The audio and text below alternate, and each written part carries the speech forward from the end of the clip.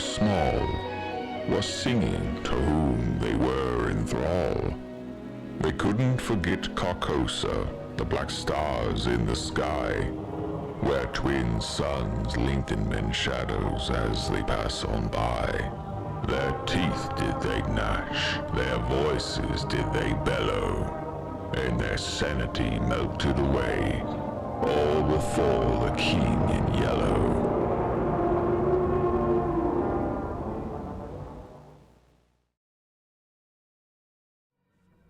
We'll jump right into it if you guys are ready. Is everybody in the Roll20?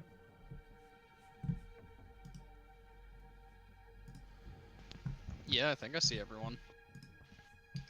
Let's go. All right. So, what do you guys remember about last session? And I think we'll have that be like a little bit of a recap for Vinny as well. What went down? Let me pull up my notes. Well, Kendra was like, moved / promoted in her career She was. with the NSA, and she kind of became like a,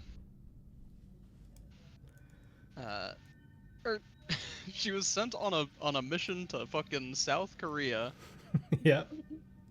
to help like a bank there that the U.S. supports or has interest in, where they were the victims of a like large scale attack on all their systems, and like a lot of info, money, that sort of thing was stolen. Except those people are kind of sussy. Like they seem to that they know more than they're actually letting on. And Yeah. even more playing into that, kind of caught them trying to plant a bug in our room where we were staying. Yeah. If they were fucking smart, they probably would have bugged it before we came there. They were the ones who set us up with the room after all. But, you know. And then there was a cool moment because, Vinny, were you there for the session when mine and Ryan's characters, like, actually had met? In what context? I don't know if I was. So that was so Kendra was originally the subject of like a large, like a social security like breach, where like social security was stolen and everything, and that's what kind of motivated her to get into like computers and eventually led her to Wait, the was this NSA. with the hacker, or was that the session but prior? Yeah, this was the session with the hacker. The hacking. Yeah, Yeah, that was hilarious. there's like a big operation to take down the original like group that had like upended her life and a lot of other people's lives. Yep. And Ryan's character was there. So like we had met at that point and we had like exchanged information, and he actually so Jack actually asked Kendra for help in this past session, in like this ongoing awful case where like children are being kidnapped and murdered, and like Kendra was able to find like where he streams on the dark web, and there was some weird shit there where the chat always seems to tip him off when the law's on his tail to like an unsettling extent, so far as to like give him like minute specific directions for his like escape routes. And speaking of escape routes, even though there was a huge operation on Jack Holloway's and so Ryan's character's end, he got away. The guy got away. Ryan wasn't able to capture him, and that's yikes. Yeah, and the girl that he abducted, unfortunately, perished. It was the result of a failed push roll. We mentioned that last night, Vinny. I don't know if you remember, but Just crazy. do it. What's the worst that could happen? Yeah, apparently more kids die. At least it's just kids. Like, It's just Yeah, kids. true. No one else At dies. least it's at least they're not contributing to society. You know. that's all I was trying to say. Gotta nip it in the bud, as they say. Yup. The children's development. Jesus. I'm sure that's what that saying means. Yes. Awesome. And yeah, I'll give a little bit of Jack's story as well, since Ryan isn't here. Basically, Jack was trying to solve this case. Actually, it was a series of cases of murderers in Red Hook. He was trying to track down this apparent serial killer that was stalking the streets of New York. So he basically spent the whole session just like pulling on different threads, trying to find like different bits and pieces he could to figure out where this guy was. He ended up using Kendra to finally locate his cell phone, which they found through a cell tower. And yeah, unfortunately at the very end, due to a push roll, it ended in tragedy. But it almost, it played into sort of the idea of like these being extremely like the hardest cases of your career, which is something I mentioned at the beginning. So maybe that's why, maybe that just ends there, and that's why like it really heavily affected his career, was because of that tragedy. But we are going to explore the other two stories, as well as Kendra's during this session, but this is going to take place from 2008 to 2015. But I'm gonna first start with Stelios, since it's been a minute since we've seen him. Where would you say Stelios is like career wise, maybe like just even physically as well, like where he's living come 2010? Well, I think he'd probably 10.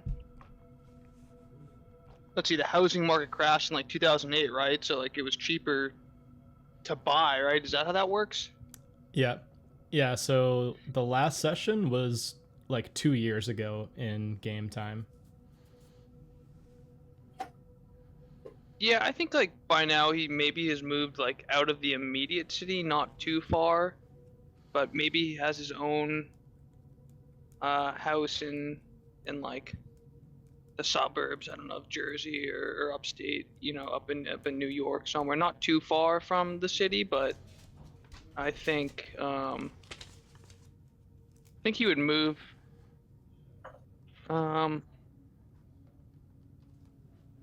Actually, no, I don't think he would. I think he's actually still in the city. I think, but instead of just working at 7-Eleven, I think he's opened his own like market. Oh, that's kind of cool. Hell yeah! What's this and market basically called? doing the same thing. 11-7. That's a good question. The brave warriors of number 7-Eleven. one convenience. Number one convenience. I like Yeah, or something like that. I love it. Is he still living alone? Is there anybody that's come into his life romantically? Or is he just, is he still single? I think he has had like maybe flames, but nothing's really lasted more than like maybe like 3 years. I don't think he's really had any long-term relationship. Kind of drifted around. I think he's had friends that have stayed in his life, but I don't think he's had any intimate relationship that's blossomed into anything more. I think just a string of, and maybe he's even gone back, to old flames. Not that it necessarily like burned out, but just that it never really grew into anything more. And he's old in his life. He never really had a family, and never. He's just doing his thing, and I don't know. He's probably in his 50s now, right? Like maybe late Yeah. 40s. Yeah, it's you guys are all getting up there, which is crazy. But yeah, one of these days in 2010, it's probably like late spring, early summer. There's a man in a suit that comes into number one convenience.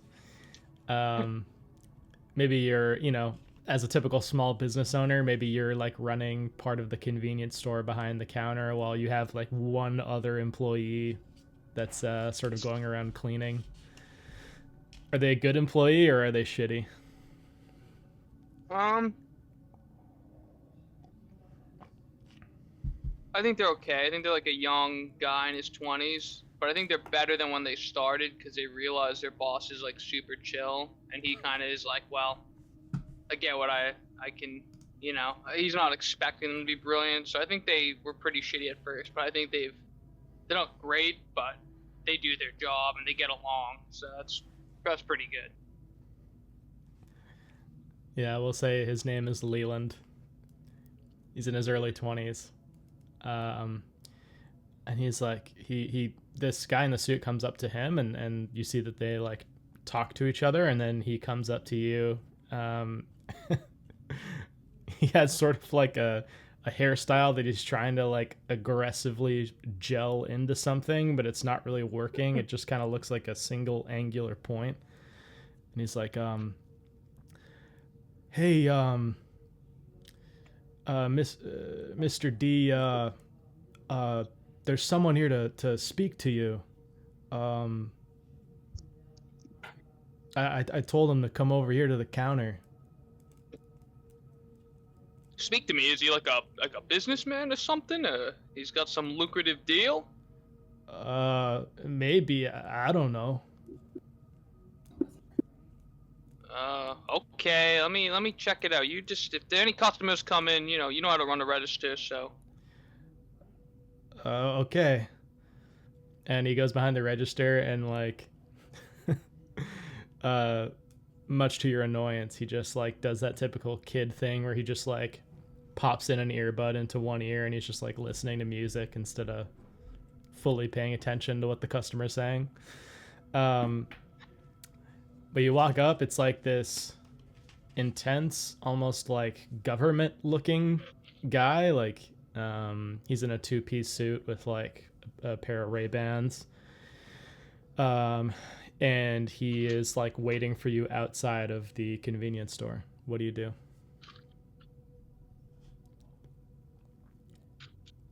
I guess I'll step outside the door and introduce myself. Hi, I'm Stelios. Are you looking for some supplies, maybe? You in need of some assistance? I carry pretty much everything in my little store here. I know it looks unassuming, but whatever you need, I can get you. Oh, no, that won't be necessary. I'm actually here to speak to you about an opportunity, Mr. Demosthenes. Huh? You actually happened to come up in some research that we were doing into local universities. I'm actually a ethnographic grant recruiter. We're looking for someone to apply to, perhaps be the recipient of a generous private grant to document a dying language in Louisiana. And, I happen to know one of your professors, and he spoke very highly of you, and particularly said this is something you might be interested in. So if you'd like, and he hands you like just like a packet of information that he has, just send us in all the relevant forms, and we'll see if you're the right fit. Wow, it must be my lucky day. I should go buy lottery tickets. I can't believe I've been selected for this scholarship program. I mean, it sounds pretty cool. I mean, how much is it paid? I mean, I don't know if I have the money to really. Yes. Oh. It is. And it's not a scholarship. Let me be clear about that. It's a grant. So. Right. It's a 10-month opportunity. You will be compensated appropriately for your work. But because of how the grant works, you will be operating alone. You will be checking in with an advisor who will sort of track your progress along the way, but this would be all you. Well, I very much so appreciate the offer. I will have to spend some time thinking about it. I mean, I got my store I run here. It's my livelihood. I don't know if I could just close it up for 10 months, but I'll have to think about that. And I'm also hope it doesn't disqualify me from this opportunity, but I haven't actually gotten my degree yet in archaeology. I'm very close. I'm very close. I've been working for a few years now. I'm very close to getting this archaeology and anthropology degree, and it's a few more classes, couple semesters, and I should be closing on it. So I hope that doesn't bar me, but I can work out all the kinks and details. This sounds pretty fun to me. Never been to Louisiana. Yes, and no, it doesn't bar you from applying. In that case, we could perhaps even give you course credit for taking part in this. Wow. It would be easy to write this off as an internship of some kind. But yeah, Louisiana is quite interesting. It'll be with a subset of the Louisiana Creole culture and subset of languages. So if you like the bayou, it would be your chance to explore it. Well, I've certainly heard good things about the food down there. That's my favorite part. I had to go down to do my own research before putting this application process together. It's quite good. Very spicy, though. Well, thank you very much, sir. What did you say your name was? I don't think I caught it. My name is Dobson. I'm with North Star Research Group. And he hands you a card.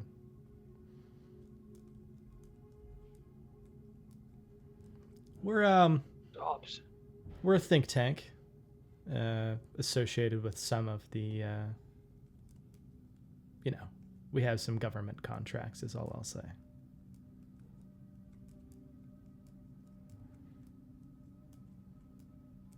Wow.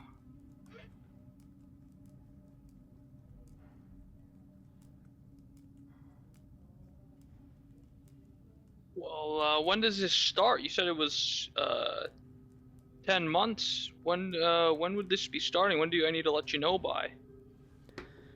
You would let us know by June 1st. And you would be in the field as soon as June 15th. And it's like spring now, you said, Tyler? Yeah, you probably have like 3 or 4 months to think about it. Oh, okay.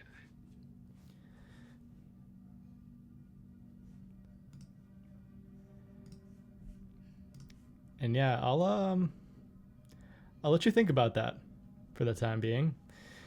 We'll cut over to someone who I wanted to get to last session, but unfortunately it just like with the way the narrative went, it didn't happen. What would you say that Harold is up to around the same time? We'll say like early 2010, 2 years after the market crashed. Are you here, Caleb?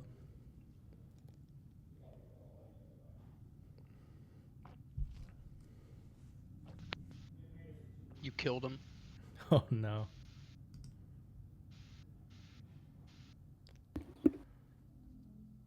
You looking for me? Yes. Sorry, Eli was just leaving. All good.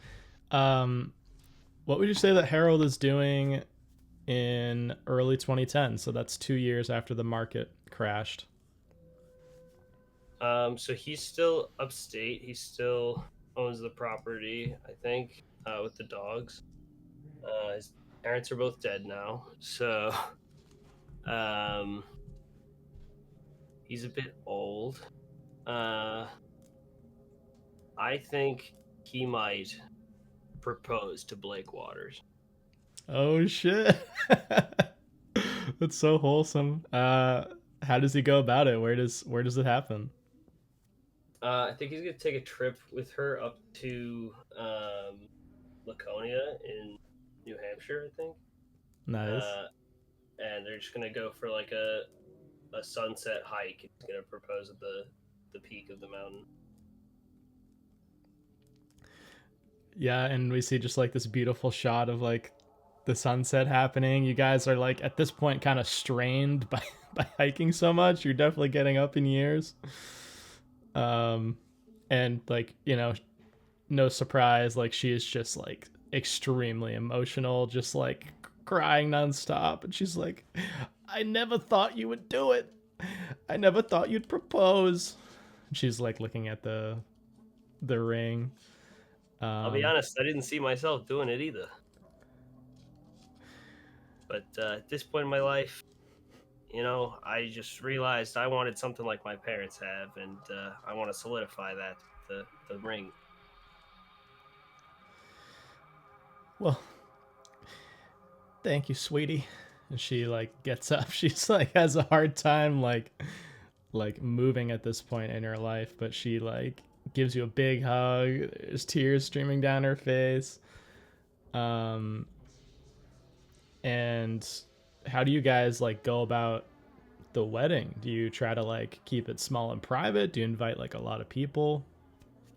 He doesn't have that many friends. I think it'll be a pretty small affair. I actually don't know if I ever gave him any siblings.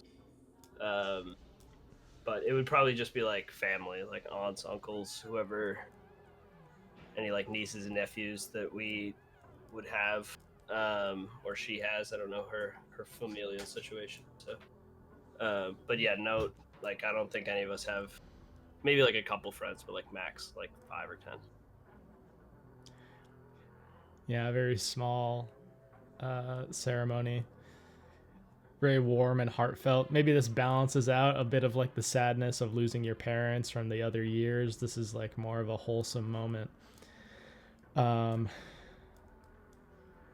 shortly after this wedding, maybe it's a couple weeks after, you guys go on like a honeymoon somewhere and come back, and you're in that sanctuary you've now built for your dogs. You receive a message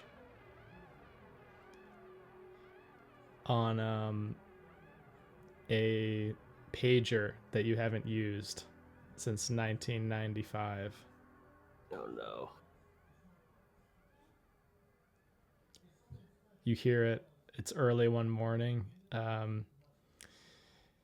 You're awake. Blake is asleep. Now your wife is asleep. And you hear it buzz from your closet where you keep it in this like cardboard box. You hear it buzz. So this is morning or night? Early morning. Okay, he's gonna groan because he didn't think he had any alarms set. And I think by the time he realizes that it's that phone, like he looks at his other phone, he like looks at the alarm clock, he's like, "What is making that noise?" And it just dawns on him all at the same time that it must be the pager. What else is in the closet that could ring? And he kind of puts his head in his hands, and he just starts like muttering to himself like, I can't believe I gotta do this stupid shit again. I thought I was done. Shit. And he goes to the closet and picks up the pager. You take it out. It still has your old communication from your M-Cell days, all the messages you got from different people. And we'll say that this one is like at the time it was a bit more like advanced than some of the other pagers the other agents were using. This one is actually capable of sending like short messages of essentially like, 30 words or less, essentially like a text message. And you get a message from some higher up, and this is what it says. I'll have you read this to me if you can. If not, I'll read it. Yeah, I can. You just put it in Roll20? Yeah. All right. Attention, group storage facility compromised. Investigate and report. Top priority. This means you, cowboy. And they send the address. And it looks awful familiar. The address of the building. It seems to be the address of the storage unit you guys stored those items in back in 1995. Oh, what dope open that thing up. And I'll start packing myself like a... It's still in the city. It's not like outside the city, right? Yeah. Yep. All right, he's gonna pack just like an overnight bag with his like typical like Fed suit that he puts on when he has to go to this job. And he's just gonna wake Blake up, and just let her know basically. I'll just do it in character. Hey, Blake, I gotta go into the city today, and I'll be staying overnight probably. She's like rubbing her eyes, and she's like, "Why do you gotta go into the city?" I got a call from an old friend, and he needs some help with something we were working on a while back. All right. Let me go back to sleep. She's like swatting your face away from her, and then she just like lays back down. Don't forget to refill the food bowls, okay? You just hear like a noise from her, not even words. She's like half asleep. And I'm just gonna go down to like our kitchen, I guess, and write out like a note that just details all the things I usually do at the sanctuary that day, just as like a little reminder. And I'm gonna pack myself a quick on the go breakfast and hop on the train. Okay. And that's where we'll cut to Kendra.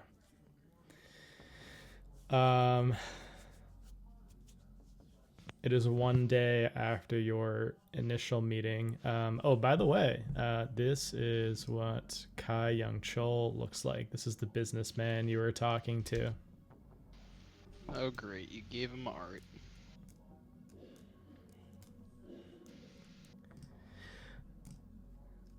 Kai Young Chol. So it is now day 2 of you guys, you and Malachi, both in Seoul. And I'll have you give me some kind of check to see how you guys are progressing in your investigation. So that could be computer science, it could be search. Okay. It could even be criminology or forensics. Alright, why don't we go with the computer science? Classic. Oh yeah. Nice, that's a success.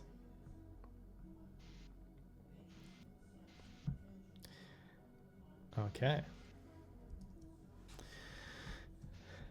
So on a success, you you start to link like styles of attack from this operation that's been conducted on this bank to a known hacker group. So based on the style of the attack and just like some of the different like they use these certain malware hashes and tools. You see like Delta Alpha, Whiskey Bravo, Lima Delta. They're all like NSA designations, but they're all like types of malware that they use, and like essentially excluding all of like excluding options on the lists and databases that you're going through. You eventually narrow it down into a North Korean hacking group called Lazarus.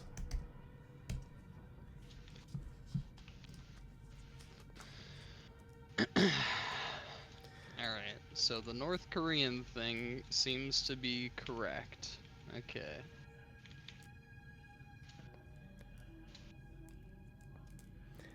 You know that we'll say that Malachi is working in tandem, so I'm going to make a roll for him. I'm going to see if he can give you any background information on Lazarus while you're figuring this out. Yep. So when you make this breakthrough, he's like working on other things simultaneously, and he's, you know, he has his like rig up, and there are just like so many like tabs and screens involved, and he's going through all these different databases, but he links Lazarus to multiple attacks that have gone on the past year or two, involving South Korean broadcasters and financial institutions, just like Nongyup Bank. These attacks were like far less known. From what you can tell, Nongyup Bank probably got the attention of the United States and the United States government and the NSA because Kai Young-chol, the president, who you guys met the other day, is actually has actually been nominated to serve as the head of the World Bank by President Obama. Oh, Kai Young-chol was? Yeah, this is what Malachi tells you. So previously, Lazarus was known by like even South Korean intelligence agencies as like a threat to institutions, but the NSA got involved because Young-chol has been tapped by President Obama for this role. Maybe that's why he's so concerned with what we know.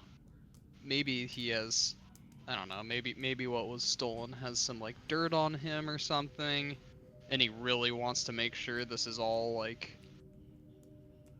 wiped off the face of the earth, because if he has any dirt going for him, his running for head of the World Bank might not go very well. Yeah, Malachi definitely seems to agree with you.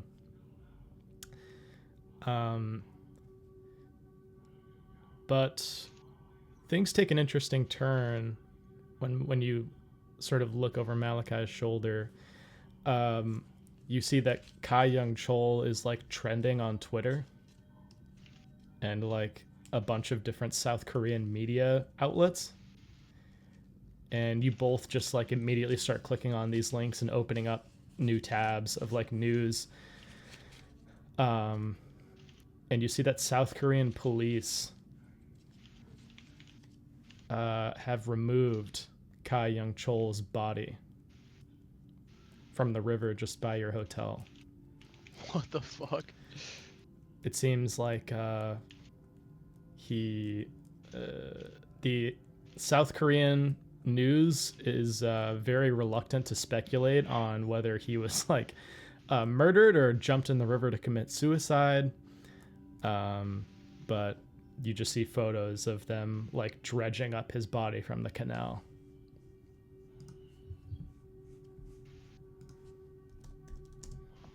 And Malachi's Well, like, shit. What the fuck is going on?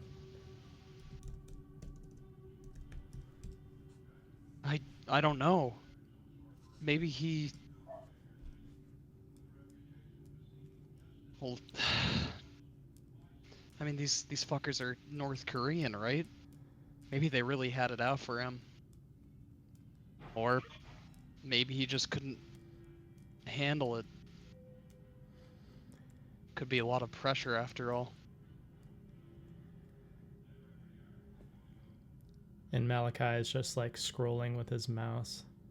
And he's like, we gotta send this up the chain or something. This is getting crazy. And he scrolls down the page, and it starts to become very obvious based on the photos that you see of this body that was recovered, as well as the initial coroner's report that was released, Yeah. that Ka-young Chol died weeks ago. His body is like bloated and disgusting. Give me a sanity check. What the fuck? What the fuck? Okay, that's a success. Okay. I'm gonna see if Malachi succeeds too, because I think it'd be interesting if he failed. Yeah, he does fail. Oh no. Malachi just immediately gets up and just starts like pacing on the balcony you guys have. He like shuts the door behind him, and he's just pacing. He's wringing his hands.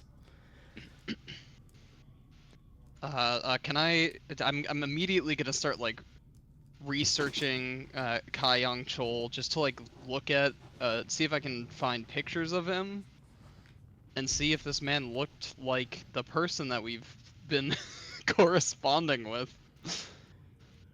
Because we've met him at least once, right? Yeah. That for the lunch. Yeah, you met him at a restaurant that was right on the Han River where his body was found. And looking, And it was only him and his like one other guy, right? yeah, him and his assistant, it seemed, or his driver. You weren't really sure. Yeah, looking through all the photos on Google, like it's easy now. You can just like Google somebody. All the photos match the individual that you saw at that restaurant. It's obviously Malachi's not in the room anymore, but Kendra's kind of talking to herself. It's not possible. Who the fuck have we been working with?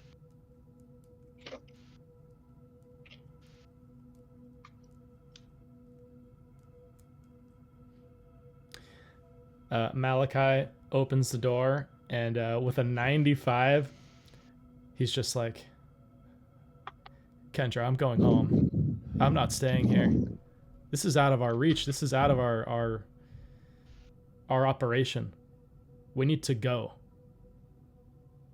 Malachi, sit your ass down and think for a minute. Give me a persuasion roll. He's like trying to leave. Yeah, persuasion is definite. Oh, actually, I have okay persuasion. Nice. Nice. That's a success. He lets out like a big breath, and he's like, okay, I'm seated for now. Yeah. I would assume during all of this that we probably I don't know if at this point we've made it so like the bugs just can't hear us anymore or whatever, but I feel like we probably wouldn't let the bugs know of this whole fucking freak out session that we've been having.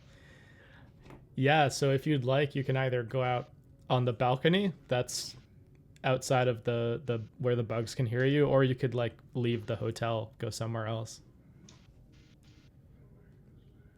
Because I don't think you guys have done anything to like, you haven't removed them or anything, you've just left them where they are. Yeah, okay, we'll go to the balcony. Yeah, because the whole point of not destroying the bugs was to not let them know or to prevent them from knowing how onto them we are. Okay, so we go out onto the balcony. You know what, Malachi? Let's have a smoke. He goes out. His hands are like shaking with the cigarette, and you just sort of like light it for him. No, she fucking slaps it out of his hand. And he's like, "What? Are you gonna tell me I'm disobeying orders by leaving?" No, I'm gonna tell you that you'd be fucking insane to leave this now. This is crazy, Malachi. And from Malachi's perspective, you would see like a glimmer in Kendra's eyes of excitement. A small, I don't know, echo of that same excitement that she had when she learned of Reagan Jones's death and supposed acts of terrorism. Yeah. Yep. This is huge. Bigger than anything we've ever done before. And you're the best fucking hacker I have ever met. And if you were to just leave now and leave me alone with all of this, means all the accolades would go to me. You don't want that, do you? I say we talk it out. We figure it out. I think we know the direction we should be looking in. We were right to be suspicious about these fuckers who hired us because there's something bigger going on here with them. So I think we should turn our focuses away from the bigger job at this point and really hone our focus on these people. You're crazy. We you can know fucking. that? You're crazy. Damn right I am.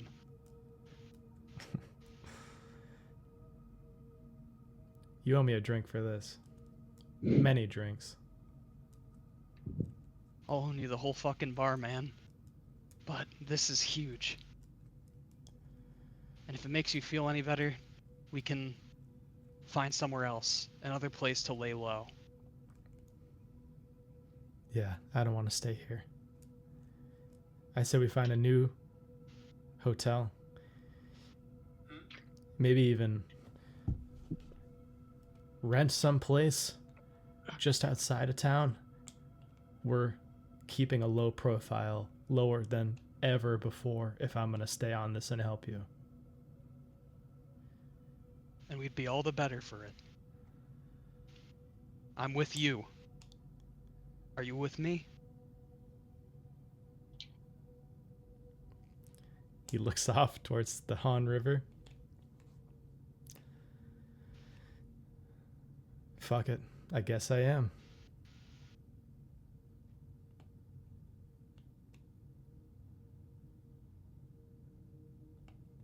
Then let's get to work. And what are the first steps you're gonna take in this investigation? Yeah, I guess the real first steps we're gonna take are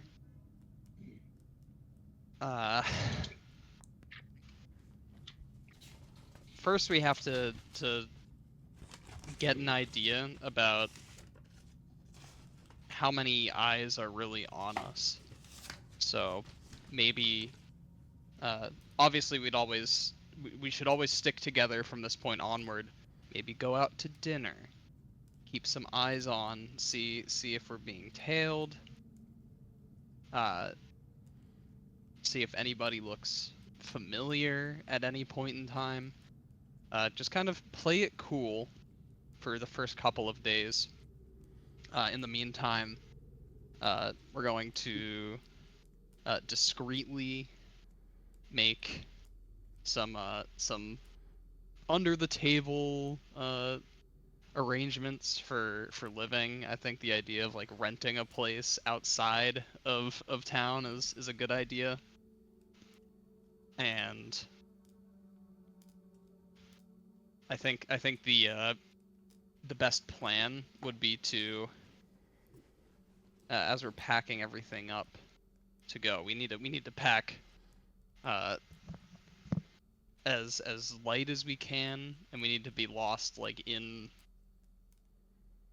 probably like public is probably the best way. So like try to take like public transportation, just like get ourselves in like the middle of crowds and everything, so that we're more likely to be like lost by any people tailing us or anything. So yeah, I think that's the plan, is to try to figure out if like how serious it is in terms of how many eyes do they have on us, and then lose them as we find our new digs. Okay. Like there's even like the potential of getting like some like luggage forwarding services. Maybe even make it obvious that, or make it obvious, quote unquote, to like really throw them off our tail. Buy tickets to leave.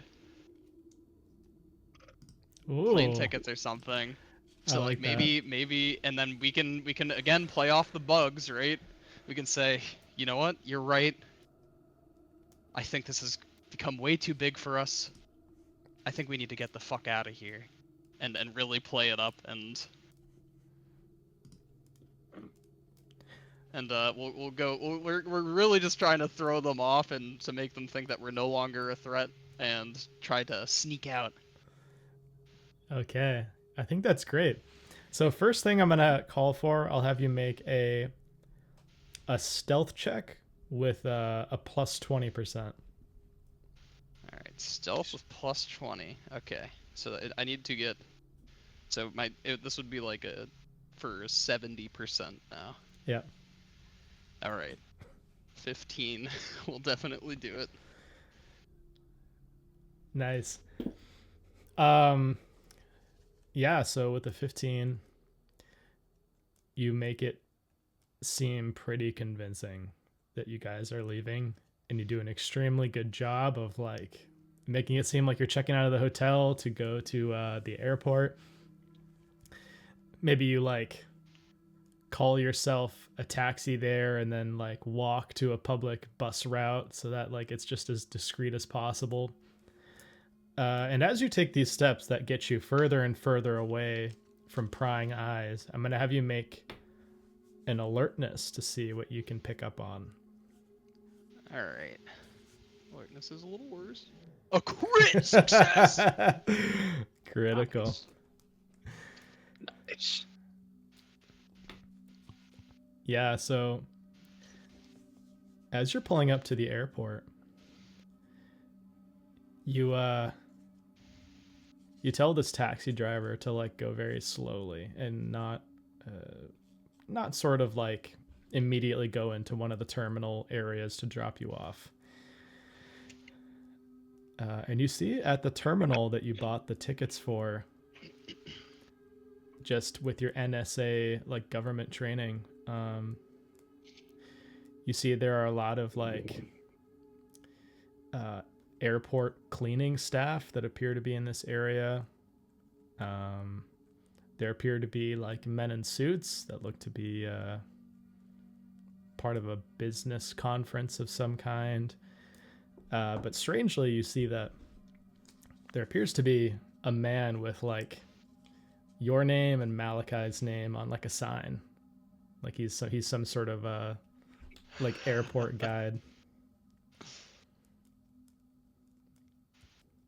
Hell no. Definitely just getting us to a different terminal. I'm guessing the whatever airport we're at in Seoul probably has multiple terminals. Yep. I feel like Seoul's a pretty large hub. So yeah, we probably get have the taxi go like around to a different terminal and drop us off there, and then from there we'll find our way to like public transportation. You and Malachi step out of the taxi into this other terminal, and you see immediately behind you there's another taxi that pulls up into the same spot that your taxi was in the first time. And you only notice this because you got a critical. So we're still being tailed. But you see a man steps out. He appears to have sunglasses on that are like broken at the center, and it looks like there's a piece of tape over it. He has like a black raincoat on that looks to be like really worn and weathered. And he looks to be wearing a cap for a South Korean baseball team. And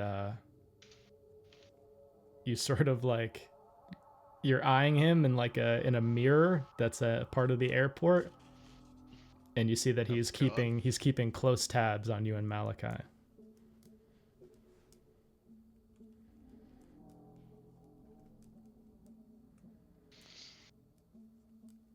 Okay.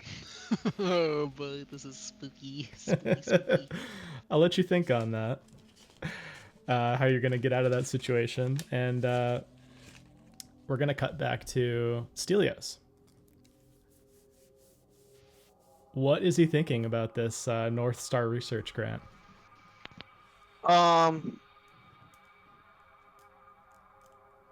I think he's pretty amped. I think he goes right back into the store immediately after their discussion, and he's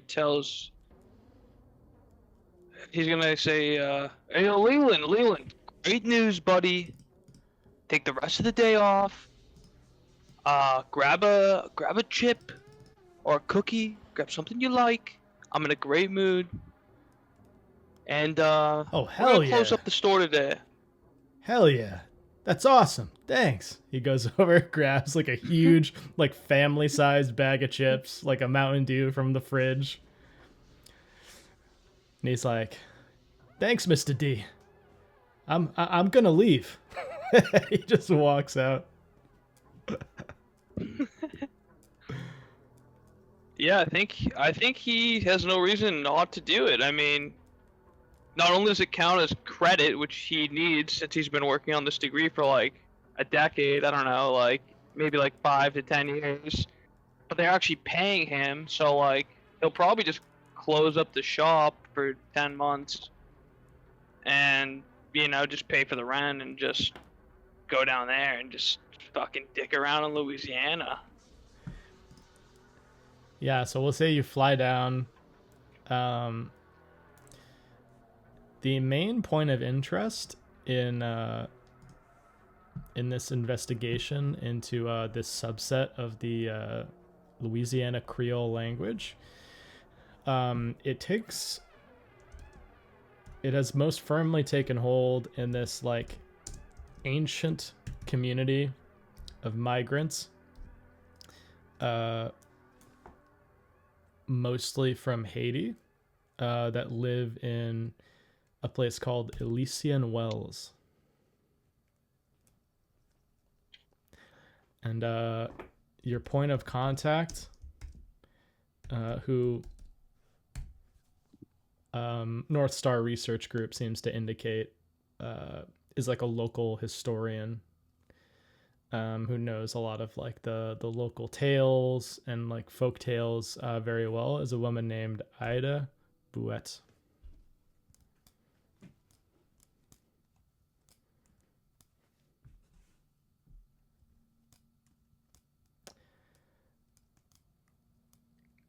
So we'll say you fly into New Orleans. They have like, you know, discretionary funds that you can use for like, you know, getting a hotel. Wow. or a place to stay for those 10 months, like you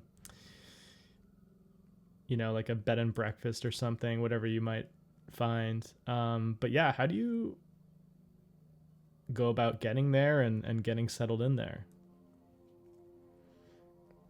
So like I've already made it to New Orleans, Yep. but I have to go to I have to make it down to Elysian Wells. Yep. And what you can tell, it's an extremely rural area in the bayou.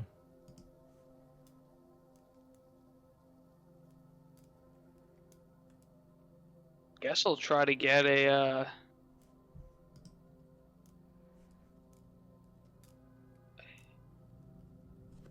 if I can't like hitch a ride, I guess there's no like Uber. I mean, I could rent a car. I mean, is there any river boats that or fan boats? That'd be. I think he's gonna try to. That'd be pretty fun. I'll say yeah. You pull up, there's like this like super like rednecky guy that just has one of those like fan boats, maybe like one of those like gator guys that you always see on TV. And he's like, "Where are you trying to get to?" Hey, how's it going, man? I'm trying to get to Elysian Wells is a place. Why would you want to go there? That's way far off. Part of my school is it's part of my research project, like a field trip kind of for me. A field trip at your age? What? Hey, I got plenty of years left. I'm young. All right, well, if you have the money, get in. Sweet. You know, I always saw myself as owning a boat like one of these one day. Not too late either. I might still get one. He cranks the engine to start. He's like this like maybe he's in his 60s or 70s, but he just has like a thick paunch for like a belly. He's just like a very round figure. And you hear the whir of the motor and you guys just set off down the river. Maybe there are shots of like just beautiful like bayou wildlife. You see like the sun coming over the cypress trees. And he ends up taking you to this like it takes you 3 hours by boat to get there. It's a very long time. And before you get there, you stop by a town called Delacroix. And he's like, "Last chance to see civilization. You want to take it? You want to buy anything? You should go in. They got a gas station there. I'll probably get some food and see what they have around town. Yeah, let's stop in." All right, boss. And he pulls the boat over, sets you up. It's like there's like a jetty that goes out, or a dock, actually, I'd say. There's a dock that goes out into the swamp. He ties the boat up to it and helps you up. And you see it's just like a very typical like backwoods Louisiana town. You see signs for different small businesses. Most prominently, there's like a gas station there. Just looks to be like a mobile station. And otherwise, the buildings are all like these old, like 1 and 2 floor, like wooden structures, probably from the 1800s. And it's June, so it's probably hot as balls right now too. It's extremely hot. Yeah, you're sweating through your shirt. It's just covered. Any restaurants, or is it like too small? Yeah, you do see a few restaurants. There looks to be like a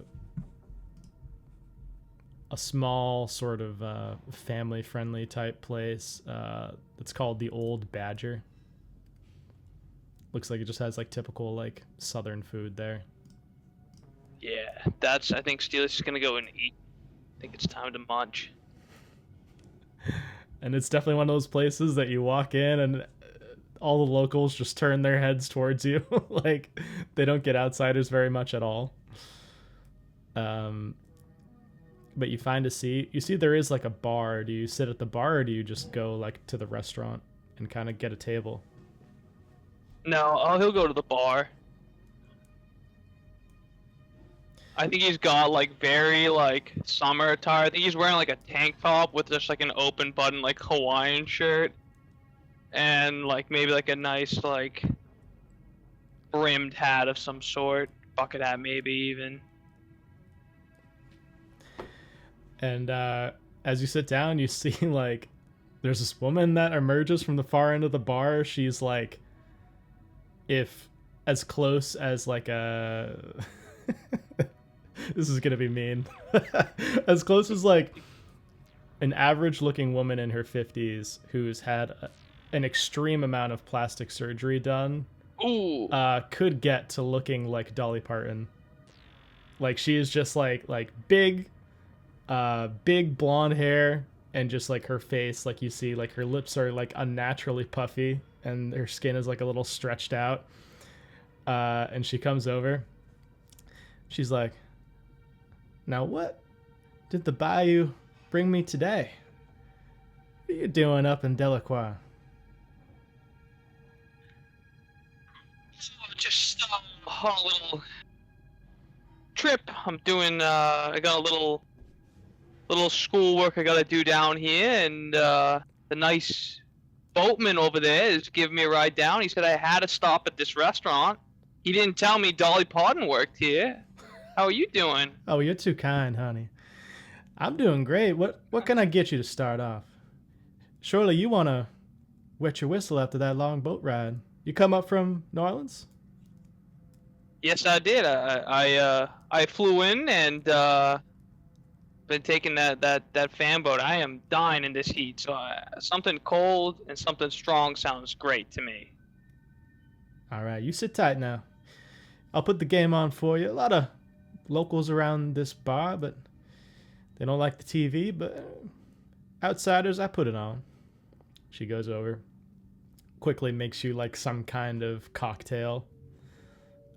You taste it. It tastes very strong for what it should taste like, and the mixture's not really that great. But at this point, she's like, there's like one fan going in this bar, and she's like leaned over the bar towards you, like very flirtatiously, and she's like, "Now, you looking for a place to stay, or what are your plans here in town?" Does it seem like the boatman wanted to leave like shortly, or would I have to talk to him? Unclear. You guys did not hash that out.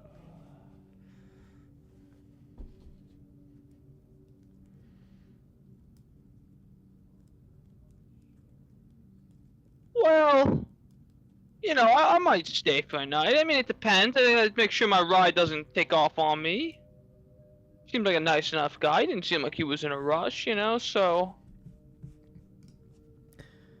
I might stay for the night. Seems like this is a fun place. You guys, it seems like I might have a good group of folks here. I don't know. I'm just taking in all the sights. Who took you up here, honey?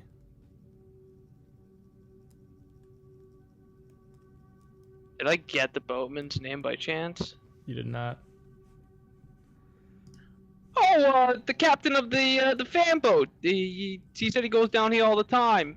Said it was no problem. Give me a lift. He said we were just gonna stop in town, get some supplies before we get into the real rural parts. The real rural parts. Oh, it's just funny. Not that many folks usually come upriver. Usually they're going down. You'll have to introduce me to him. Now, I don't want to pressure you or anything, but tonight is our karaoke night. And if you want me to fashion you a couple drinks in advance, you holler at me. You hear? You're hosting that here in this bar? Oh, yeah.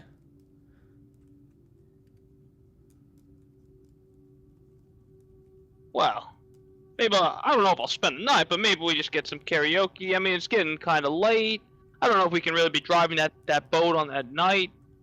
So I'll have to double check with him. I'm gonna grab a bite to eat, have a couple drinks right now, and I'd like to stay for karaoke. That sounds like a fun time. This seems like a fun group of people around here. Yeah. You look around and it's just a bunch of old dudes that are just quietly sipping their beers. She's like, don't mind them. Locals, I like to say they get stuck in the mud, They grow up here, they maybe go out for a few years, come back, and every year that passes, they just get sunk deeper in it. And they don't want to leave. Get you feeling like the mud's comfortable.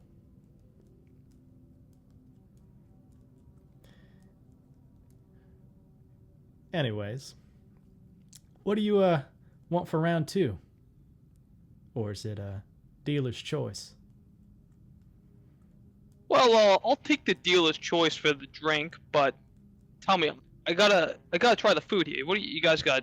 You got gumbo, you got jambalaya, you got catfish, you got any of that stuff? I heard good things. Or anything else? Gator? You guys got gator? Oh, we got anything you want, honey. Any and all of the above. Although our catfish is quite good. A country fried chicken comes in close second.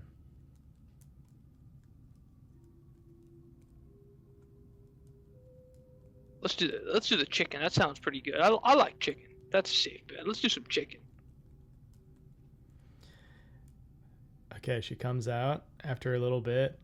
You don't see anyone else working at this place besides her, but she goes into the back, comes out with a plate of like really delicious looking fried chicken. It has some greens on the side of it too. Looks like well prepared, and it's surprisingly good for like a hole in the wall, like little family restaurant in this like random backwoods town. It's pretty decent. And as you settle in and you're like eating, you hear like some of the locals start to gather around this like TV that she wheels out, almost like it's a separate thing that they reserved just for this like karaoke night. They wheel out a TV. That's so funny. Yep. And she takes out a VHS tape and puts it inside. And you just see this like super grainy screen that just has like a VHS recording of like MTV from the 80s. And it's just like, it just starts playing songs. And instead of like being a proper like karaoke gig, it's like they sing along to like an MTV broadcast from the 80s as best they can. And you see some of the old guys, like one of them has a microphone. He's like shuffling awkwardly back and forth as he's singing like an ABBA song, and he's like looking to his friends for approval, and they just are like standing uncomfortably with their beers. And it starts to become like a multiple hour thing that you're spending in the old Badger. So at what point, if any, does he decide to go back to check on the boat? Maybe after he finished eating. I mean, maybe he finished eating before he goes up for karaoke and goes to like see if the guy wants to come sing, or like, what the plan is, if it's getting late, if we're staying over. Yeah, why don't you give me a luck roll? All right.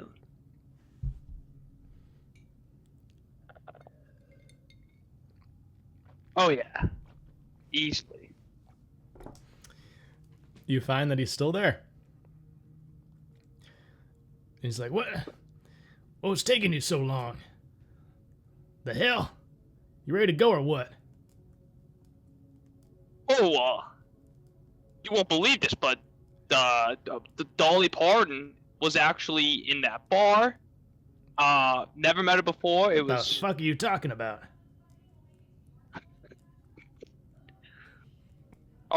Oh, we getting going tonight? I mean, it's getting kind of late. You're gonna drive through the night? Don't you need to be able to see? I gotta get back home. I don't live up here. I live down south. So longer you stay here, longer I sit in this dock. All right. But do you think I need to get anything for where I'm going? Do you think I should grab anything from the gas station? You think like I need anything with the gators and snakes down here? Would you recommend anything? Should get a few food items, I think. There isn't shit out there. Real backwards people, too. Should get as much as you can, in my opinion. But the locals treat you kindly, you might be able to get far with them. All right. Hold here, boss. I'm just gonna go grab some supplies and then we'll ship out of here. The karaoke looked pretty shitty, anyways. I've seen better in my day. You know what I'm saying? So you need anything? I'm gonna go run quick. You good? Give me a pack of cigarettes.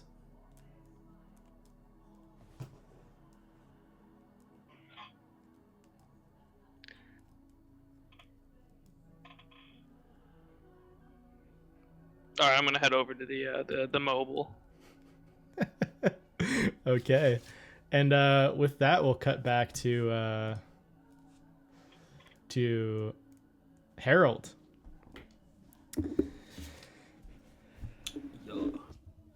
What is Harold doing? Is he headed into the city?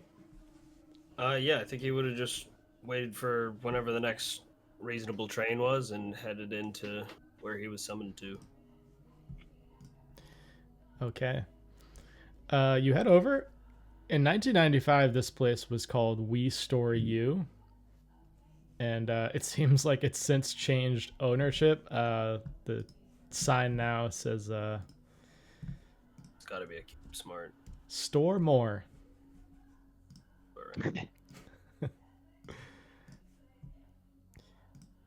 And I think as I'm walking up, I would I would definitely be wearing a hat, but I would pull it down a little low, have some sunglasses on, and kind of survey the surrounding areas for any other agents or anybody who I would be weary of / be looking for. Okay. Yeah, give me an alertness roll.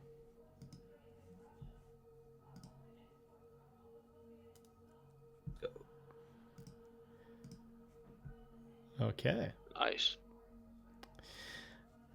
You don't see any agents. You just see there appears to be one employee at the gate. He looks to be extremely bored. He's like a balding man in his 30s who just has his phone just propped up on his desk with a book, and he just looks to be watching something. Do I have the key to the unit? You still do, yeah. Sweet. And I remember the unit number. You do. It was 1131. 1131. I'll walk up to the gate. I assume it's there is some sort of passage you have to take to get through. You can't just walk in. Mm-hmm. I'm here to get some stuff out of my unit. Oh yeah. Which unit? 1132. Say, gradually. All right. He has his phone up. And he's just he's looking at it. He's not making eye contact with you. And he's just all right, go through. You're good. Thank you. Have a lovely rest of your day. And I'll, you too. Head in. You head in. And you head up to the unit. And is this an all indoor or is it a semi-exposed? It's all outdoor. Okay. Yeah. So not temperature controlled. Nope. there is it's essentially a complex enclosed by like a 10-foot wall that's attached to a gate and like a main office. So you've just passed by that. You do see actually there's a large dog by the office, but he's just like chilling in a cage. Cool. You head up, and unlike the last time you were here, you see that the unit's padlock seems to have been cut. Well, that's not very good. And I assume I still have my sidearm on me. You do. And I'll put my hand kind of over it in anticipation of anything. But he won't draw it yet. Okay. You head inside, and why don't you give me another alertness roll now that you're in the unit? It's very dark in here. Whoosh. It's hard to see. And turning on a flashlight, it like dawns on you like, you know, it's been maybe 18 years at this point. Like, how would you remember all the contents that were in here? How can you even like confirm that something was stolen if it was? Yeah, my memory really ain't what it used to be. Yeah. But you find a lot of items that bring back memories for you. You find that like cream colored stationery that you see on the evidence board that has like the GBR and the diagrams. You see the Hotel Brad Albin letterhead. It's all in there, as well as like the McAllister map. Pages from that like play that you guys found in the night floors that like described you guys coming up to the night floors. As well as like the sheet music. You find the seal of Person that you guys found previously. The walkie-talkie is in there, the airline ticket. Does it look like anything's been like recently moved? Like I imagine there would have been like a layer of dust kind of on everything. Does it look like there's any dust that's been moved, or I guess that's been like brushed away, or something that's been moved that would be noticeable? Yeah. You see that with the flashlight now sort of like face towards the ground, you do see the dust appears to be kicked up behind an old like 90s storage bin that has some of these items in there. You see like a bunch of items in there that look mundane. And then you see the photo that you guys found of Thomas and Ellen Wright with their eyes scratched out. And it starts to dawn on you what could be missing, because you pull out the insert that was with that specific box that has all the contents on it, and you read out the contents to yourself, and you come to one of the items that does appear to not be there. And it is the road atlas you guys found that seemed to indicate there was some building in New York City that when Reagan went to investigate just was an empty lot. Oh, right. That appears to be missing. Maybe like a treasure map or some shit.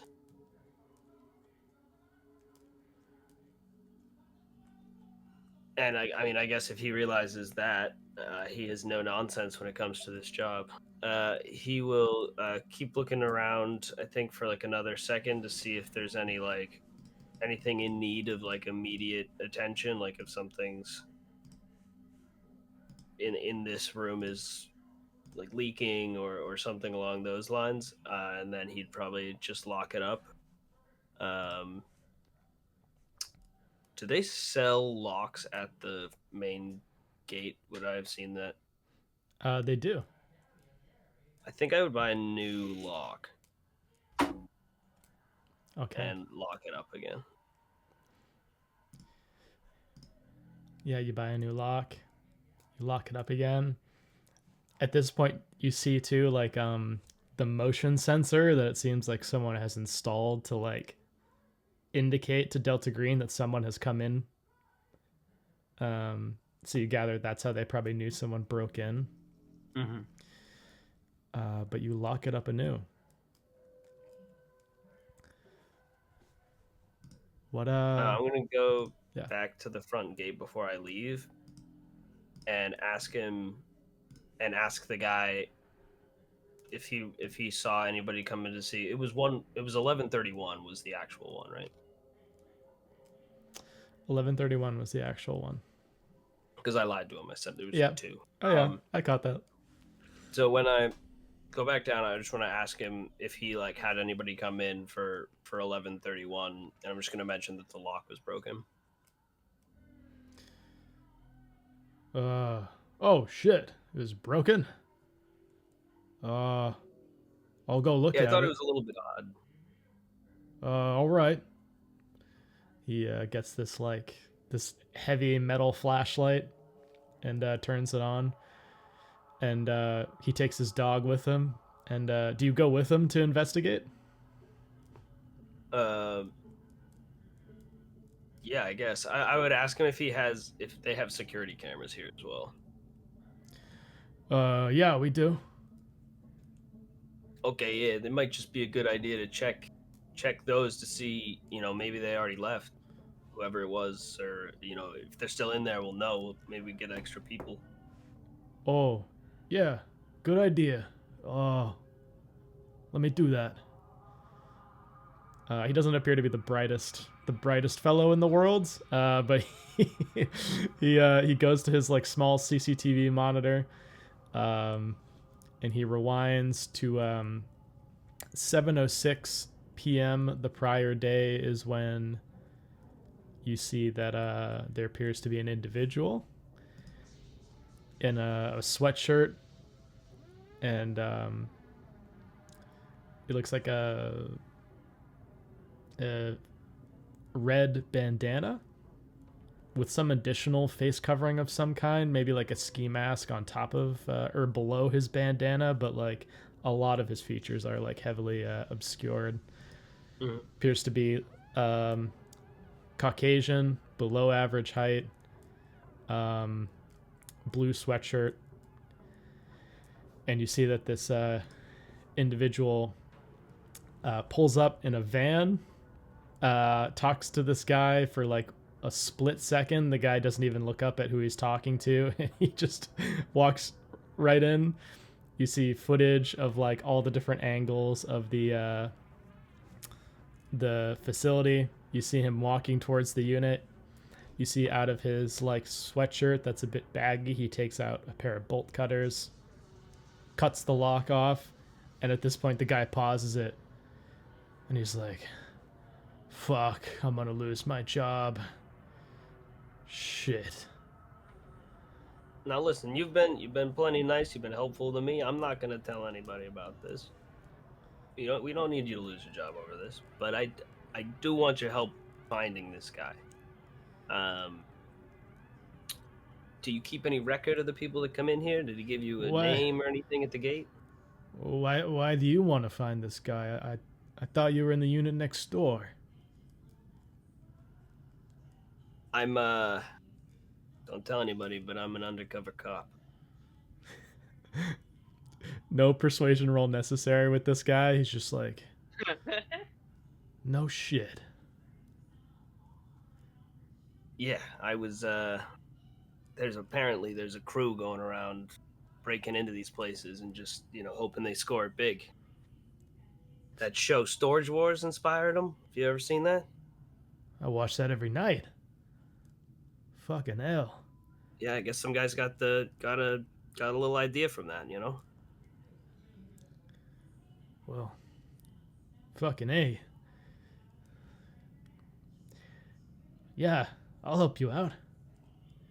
What do you Thank you. I appreciate your discretion. what do you need from me?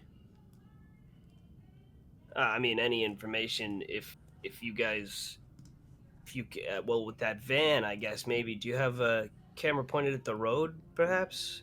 See if that van's driven by before. Maybe they've been casing the place. Maybe get a license plate. Oh yeah. That's a good idea.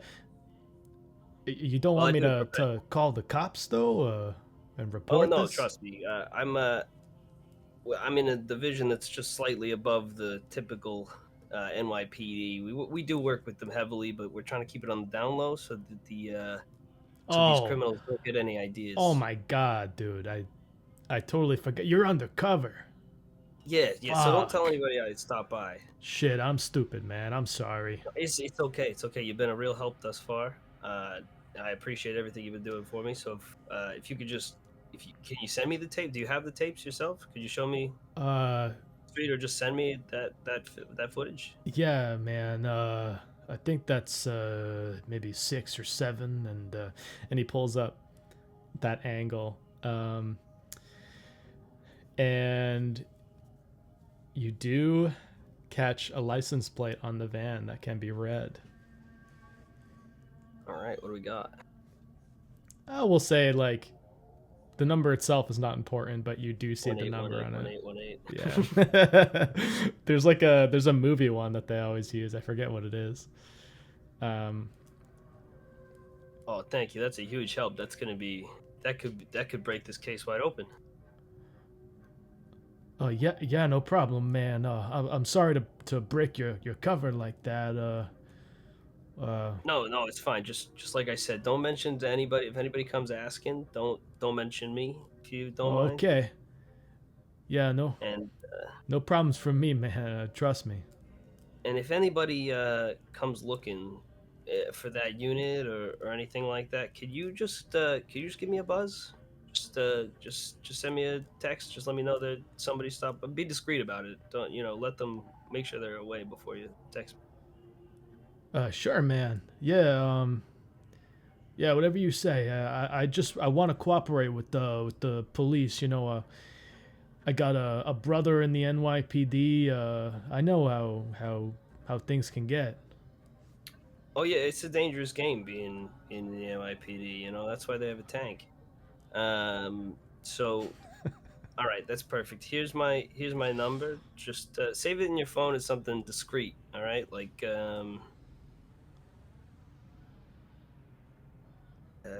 Bartholomew Thompson. You see, he's like, he's typed in your contact name as undercover cop, and then he backspaces in front of you and starts to type out what you tell him to. Perfect. He's like, oh, all right, man. Hey, this is fun. You should come back here. It's I might have to. What's your name, by the way? my name is Curtis. Curtis. What? I'll make sure you have some good notes on your record. Curtis Slocum. Curtis Slocum. Perfect. Thank you, Curtis. Yeah, I'm the discretion overnight in your employee. is amazing. Only the night employee? Yeah, I don't work here during the day. It's when I sleep. Gotcha. Perfect. All right. Thank you very much. You've been of great assistance to this country. So take it easy and have a lovely rest of your day. Yeah, you too, man. I'll be texting you about this crime or about the game last night or something. I don't know. Fuck it. Sure. Yeah, it wouldn't be a bad idea to have some casual texts to defer the suspicions from that number. And you end up like having to say goodbye like probably 5 times before he actually lets you go. Like he's just one of those people that just talks repetitively in circles. My mother. Yeah. But you eventually head away, and before we cut away from you, why don't you give me a law roll? I'm going to see if you can find where this license plate leads to. I believe I have a 0 in law. Ooh, I didn't know that was one of those. Okay. So, why don't you give me a criminology roll then? If you have that. 10%, let's go. Or bureaucracy, if you give me that. I don't think I do bureaucracy just because I don't think you have any bureaucratic way of finding that out. Fair enough. But All right, I already rolled under 10. I can do it again. But I might consider a search. What is your search score? 41. Okay. Yeah, why don't you roll a search? All right. See it. Oh, just failed too by 1 point. That's brutal. crazy. Wasn't meant to succeed. Yeah, push it. Maybe I'd forget what it is. Yeah, so It's not gonna kill me. Let's push it. okay. What is a mean on the pushes every time? Oh my god. It's a double bad push outcome. worse, or is it like just bad? It's You go to doubly search it in the bad. computer and the computer explodes. Extra catastrophic. Yeah, so that's going to be a catastrophic event is going to happen. Oh Suffer my a God. stroke. My heart. You end up finding out that this van actually belongs to a local U-Haul. Shit, I'm gonna go have to ask a freaking U-Haul people who.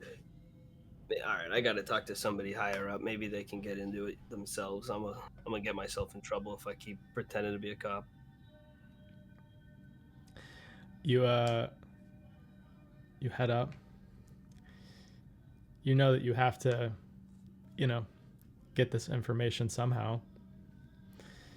You walk in and it's a very strange U-Haul office.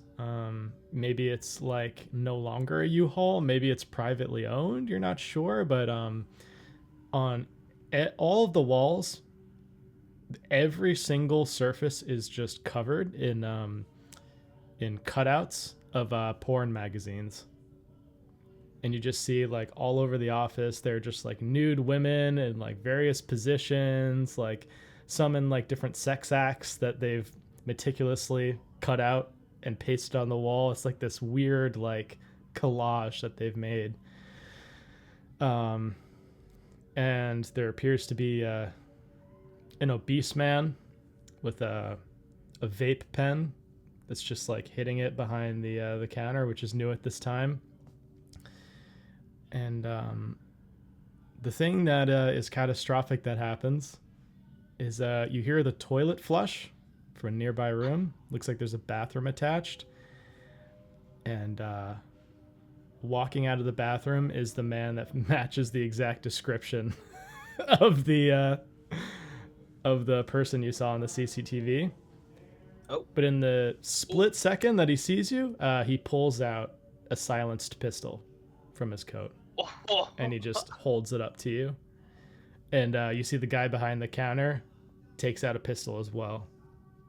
And they Whoa, both have guys, it held to you. I'm just here to rent a van to help move my daughter. She's going to NYU. Please. Yeah, shut the fuck up. Shut the fuck up. Give me your gun.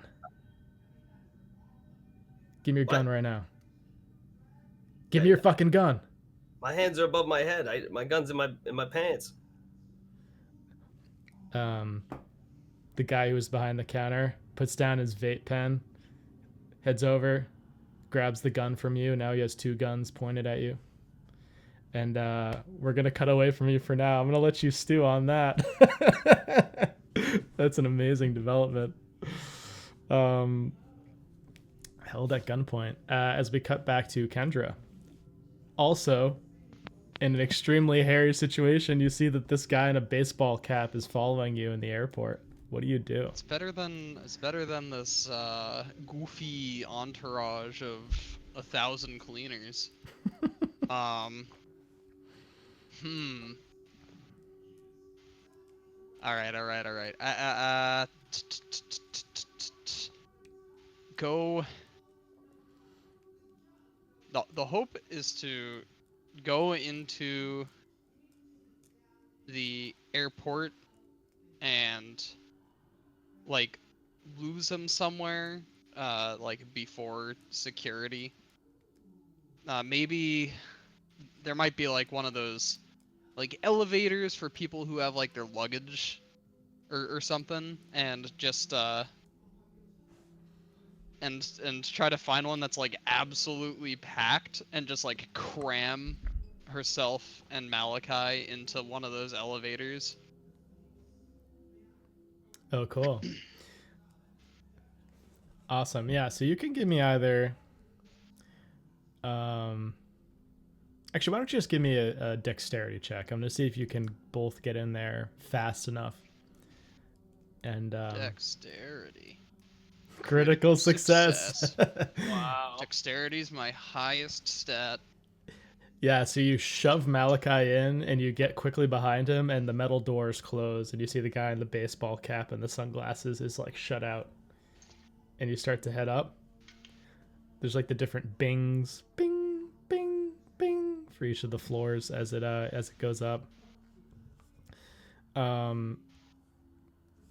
Where do you guys get out? I think so if it's like a luggage elevator, it might go down towards like where parking is, right? Yep, you do see that. Hell yeah. Now that we control control this elevator and hopefully like it would take a little too long for like all the other people at the other terminal to get here. Like this, it's basically all banking on this one guy who's following us. Yeah. So he either decided to like run up the stairs to like try to find us, or he's like waiting for us to come back down. We're gonna go down to like the parking garage and just try to like lose him in there. Yeah, the doors open up and you don't see that man down here. All right, yeah, we're gonna run. Okay. Where are you guys trying to run to?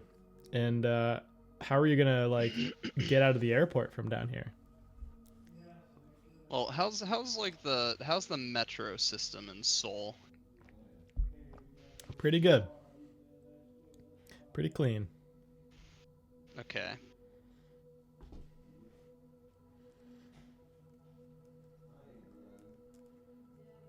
Like, is there potentially a metro that goes directly to the airport, or at least like one of those like shuttles that goes between the airport and like a metro station? You do see it looks like one of the bus lines leads to the metro station. Yeah, I think we're gonna bank on the bus line. Okay. And I'll just have you give me a luck roll in this moment. As you guys both board one of these buses, you pay with like cash to get on it. Oh, my luck's running out. Never mind. Nice. Nice. You guys get on the bus. It's headed to just like some metro station you've never heard of, but That's fine. you start to head off and you see like as you guys are already heading off, you see the guy in the sunglasses like is coming down and he's like looking around in the different areas where you just were, but you've just missed him. Fuck yeah. And at this point, Malachi, who has like no idea any of this is going on, is like, what was that for? We had a tail. Oh shit. You sure you don't want to bag out on this? Well, at our terminal, I saw that there were probably a lot of guys waiting for us. They either wanted to really make sure that we were leaving, or they had other plans for us. Fuck. I think hunkering down, creating a little fortress for ourselves, is probably the safest move for us. Yeah. I found a small hotel on the edge of the city. We should be able to stay there with just the cash we have on hand. But it might get hard to when we have to withdraw money. We should go about that carefully. But we should be Agreed. good. We should be good for a few months on what we have.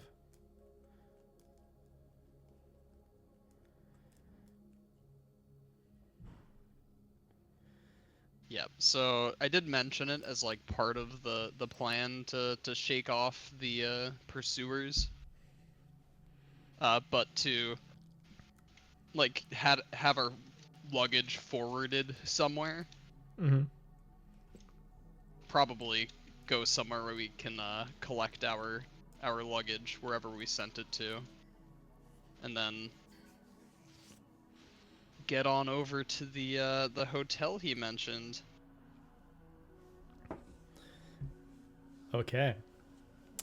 Yeah, I'll have you give me another luck roll for the luggage. Oh, I think there's a chance they could have. you're killing me, man. Nice. Your luck is still strong. The plan was airtight, Tyler. Yep, it was airtight. Yeah, you find your luggage. Perhaps you like had it forwarded to some like fake address that was another business, sort of banking on the fact that they would be like delivered and not collected.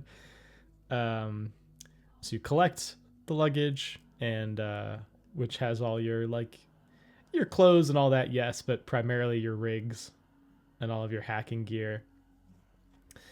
And you get that all set up in this like cheap, shitty hotel. It has like serviceable internet that could augment like the hotspots that you guys already have. And it seems to be very discreet. Well, that's good.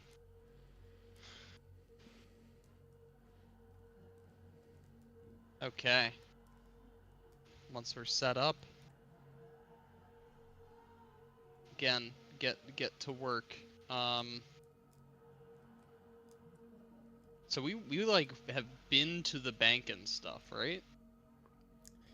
You guys have not been to the bank. Okay, we haven't been to the bank. In which case, was it the bank even that hired us in the first place? Or were these people who just intercepted us when we got there? A lot of sussy stuff is going on, so I think we're gonna look less into this.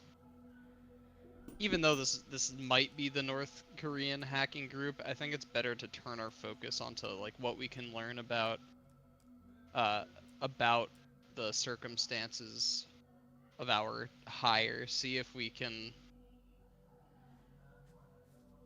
find out about our supposed allies as opposed to our supposed enemies.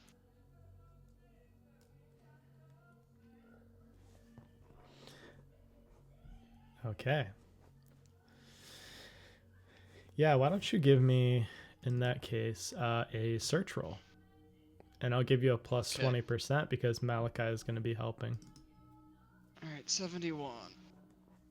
Hell yeah. Nice.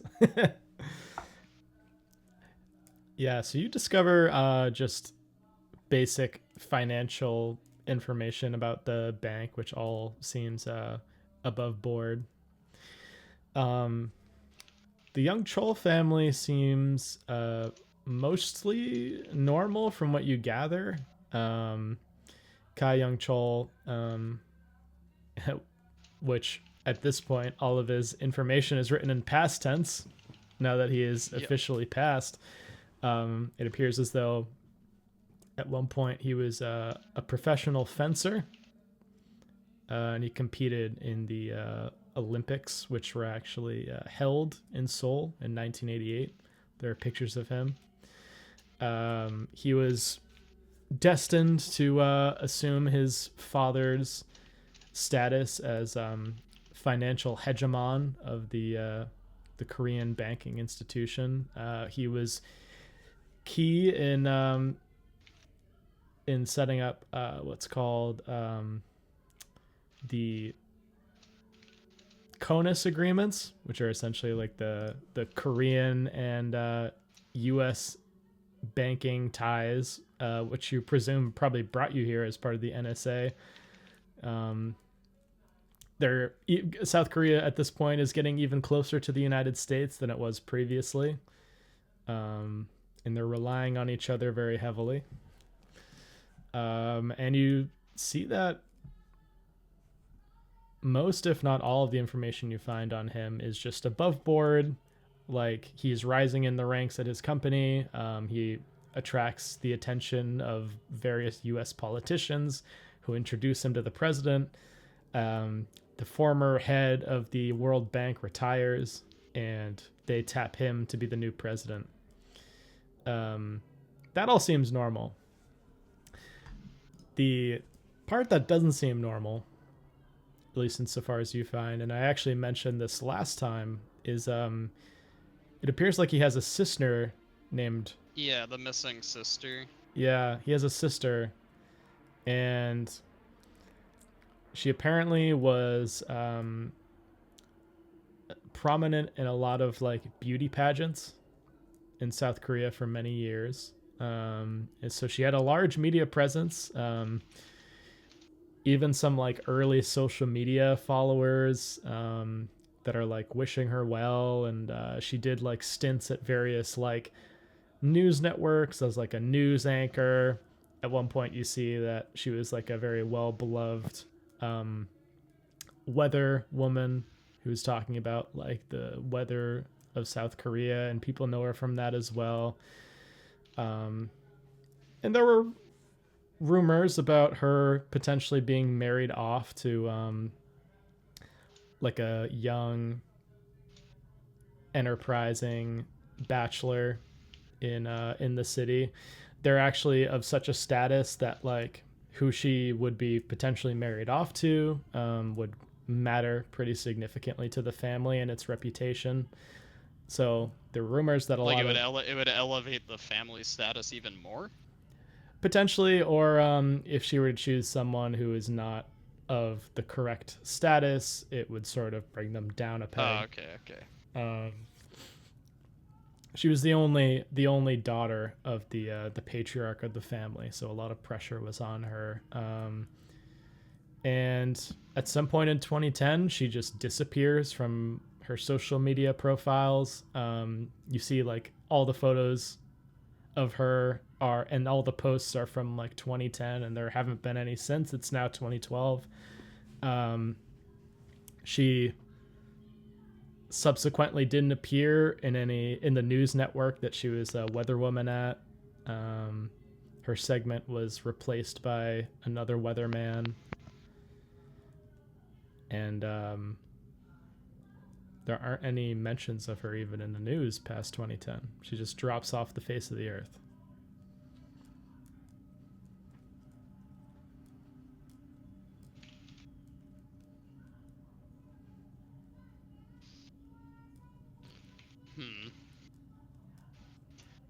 Okay.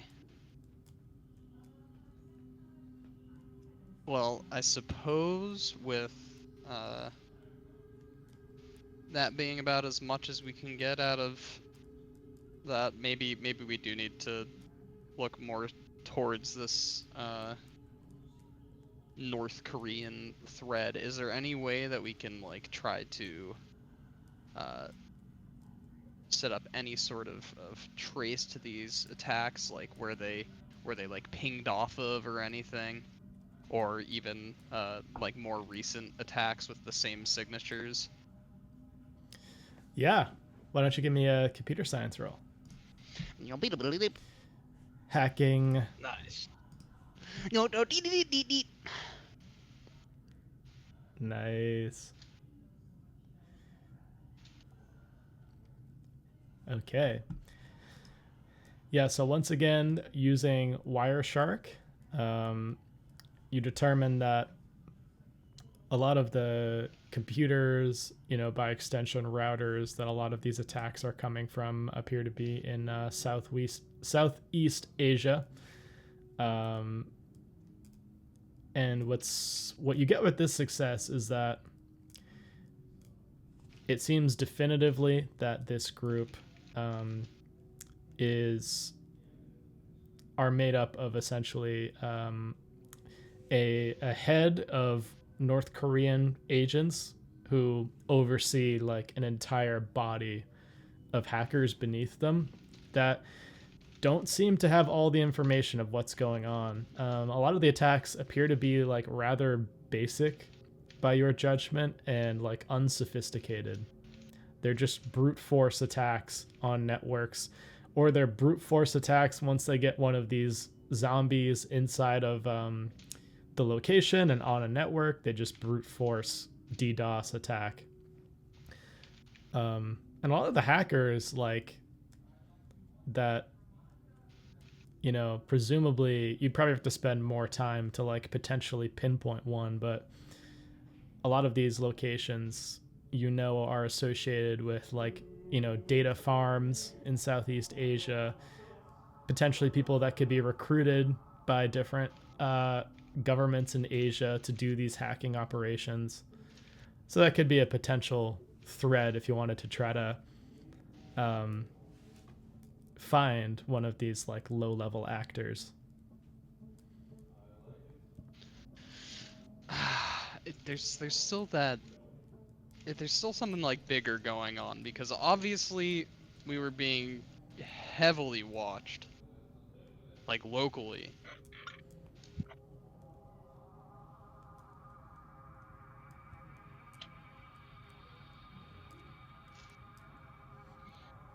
Yeah. Is there any way we can do some like hackering to try to find any of these people that we've seen? Ooh, I think that's cool. Yeah, so I think at this point this would be a search roll. I think this is more of like trying to find these people specifically and potentially tie them to something. Okay. That is my first failure of the night. Hey, that's a pretty good streak, It was bound honestly. to happen eventually.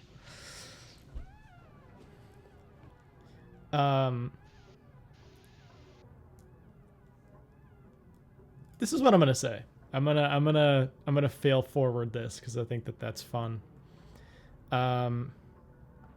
You search for a long time for like any of the distinguishing facial features of these people, but like proper agents, like there wasn't that much you could readily identify. So a lot of them were wearing glasses or shades rather, were in like nondescript clothing.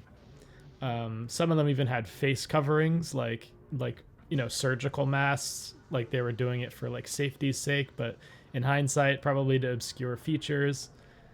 It's just insanely hard. It's like finding a needle in a haystack. Yeah. But the thing that you do find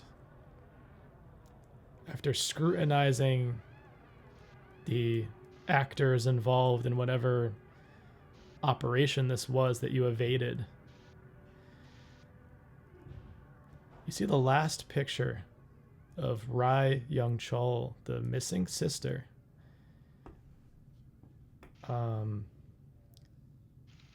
She was wearing a pair of Ray-Bans that appeared to have been broken in the middle and held together by a small piece of tape.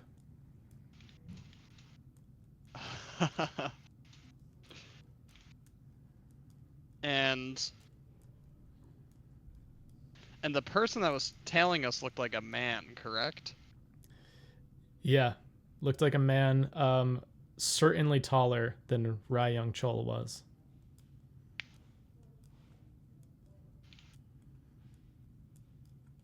Okay, I think we have our true our true route to go down, which is maybe this has more to do or less to do with Kai and more to do with Rai.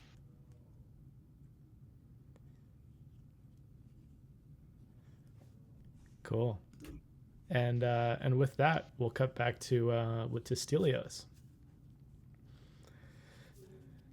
You are now wrapping up the night. You've gathered your things from the gas station, and your boat driver is waiting for you at the docks.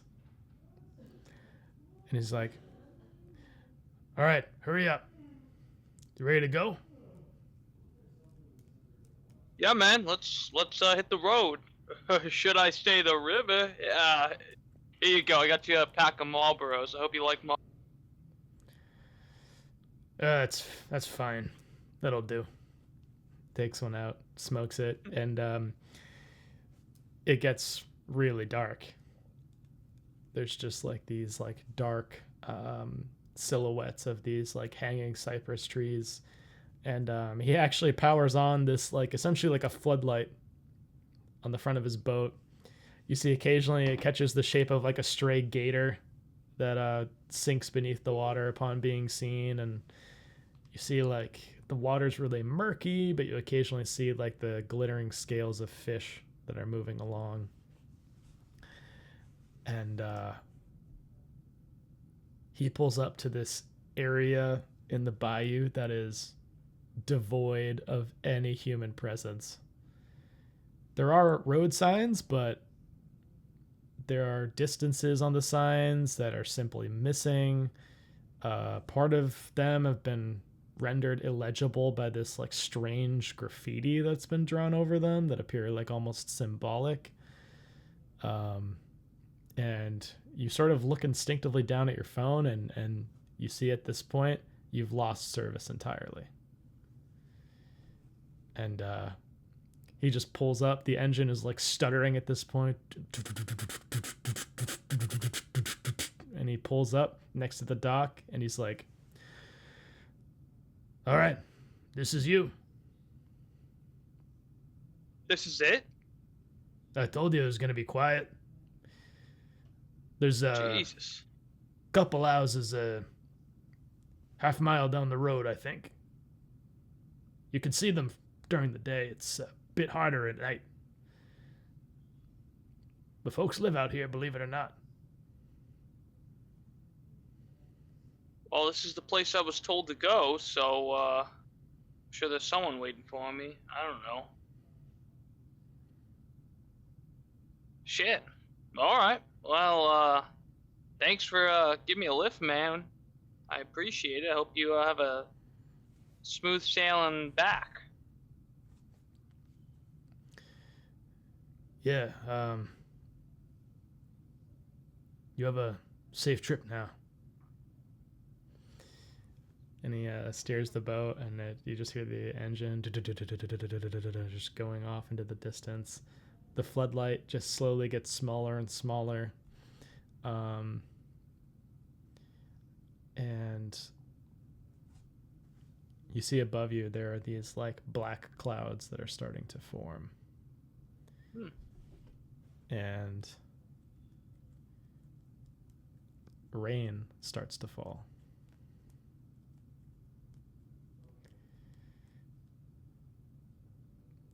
As you start to head down this road,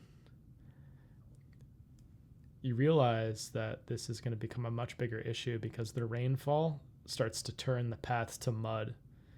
Oh, shit. And very shortly, like, the roads ahead are like completely hidden in this like mass of like mud that is now just like moving its way towards the tall grass on either sides. You can't tell what could be like a path or just like a part of nature. Like there are these weird like snaking mudways that are now in front of you. and the only light you see is just like flashes of lightning, just amidst the black clouds above and the sheets of rain that are coming down upon you. What does Stelios do?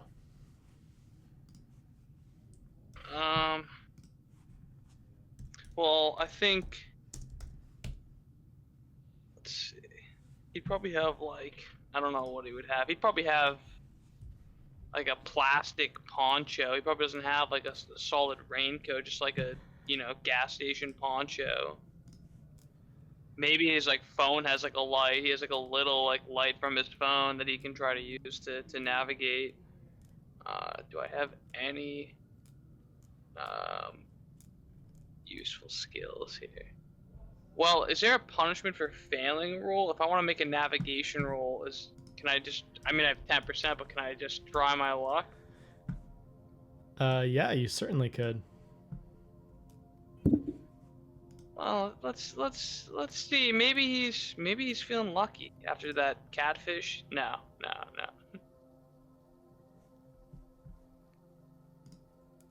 Fuck. I guess he's just gonna just try to wander in the general direction that the riverboat man kind of pointed out, and hopefully he can find something that indicates civilization, a sign, or evidence of human life, or something that can get him a little closer. Yeah, so you just start to like almost like blindly maneuver through this space. Like you have this very little bit of light, but like it's so hard to determine what's like road and what's not. And what doesn't help you is you find remains of structures that are no longer inhabited. So you think that you're getting close to civilization, but when you come up, you find like half crumbled support columns for buildings that are no longer inhabited. And you sort of like duck from the rain for a moment and like recalibrate. You head out, you find like a cobblestone walkway that just leads to nowhere. Just leads to like a patch of grass. You find all these freestanding archways that open up to these, that form these like open air tunnels, but walking through them, they just lead to the forest.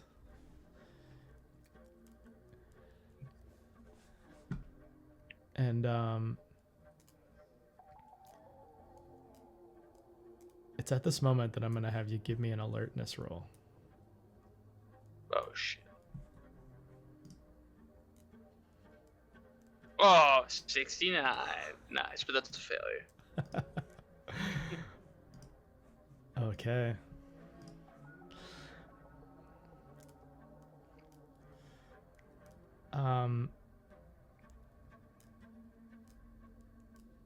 It's at this moment that you come to something that looks like a tomb. It appears to be like a sort of like on a rock foundation, and then there's just like a part of it that leads down into the hillside, like they were like digging beneath the earth. And inside this tomb, there is a sculpture of something. It's a statue that looks to be of some kind of like nightmarish, almost like bird creature.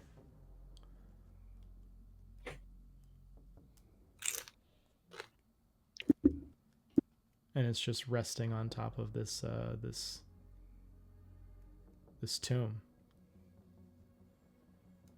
Is there any writing? Is there any symbols around it?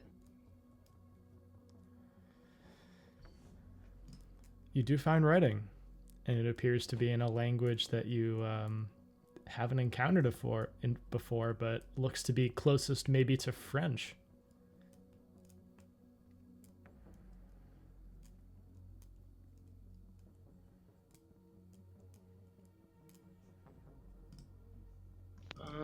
It's some voodoo shit, dude. Fuck. It's French Creole, probably. Oh, that's no good. Oh, that's kind of creepy. He's gonna avoid going down there at least at night, but he's gonna note that it is interesting to see this here. Might be someone's tomb or something. So maybe something to check out in the morning, but probably not at night in the rain. It's just kind of creepy.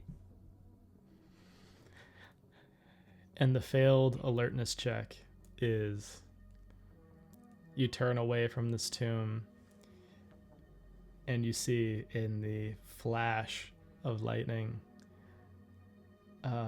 what previously was just this dark shape that was moving very quickly, soundlessly towards you in the night is illuminated. And you just see this unnatural creature that is descending upon you, something with like some sort of hybrid winged thing, not altogether a crow or a buzzard, but parts of it appear to be almost ant-like and parts of it are furred and part of it appears to be almost in the shape of like a decomposed human body. Oh. And it's just descending on you. Is it big? It's as big as probably a human.